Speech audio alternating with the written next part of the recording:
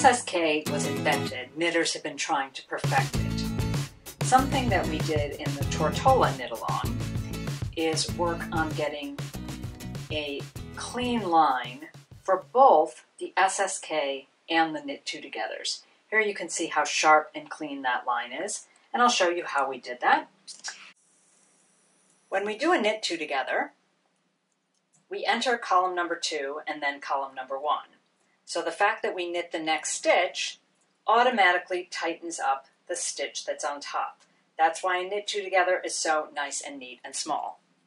But when we do an SSK, even if we only slip the first stitch to open it up and purposefully twist the second stitch, the bottom stitch, to make it lie a little flatter, the fact is when we knit stitch number 3, it is the stitch that's covered up that gets tightened. So you'll notice that a SSK is just never as neat and small as the knit two together. It's a much larger loop.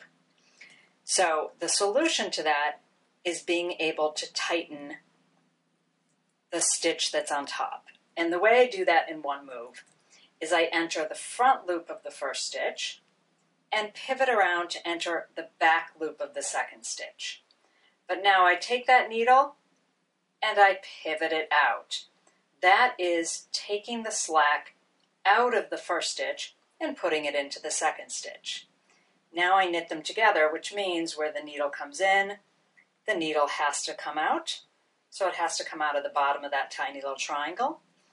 And you can exit, and you can even give a final, if you want, tug to that second stitch, tighten up your yarn, and knit your third stitch. So now you'll see that SSK is as neat and as tiny as the knit two together.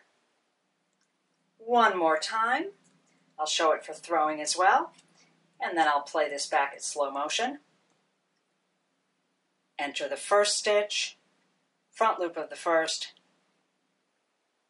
back loop of the second, pivot the needle out, knit them together.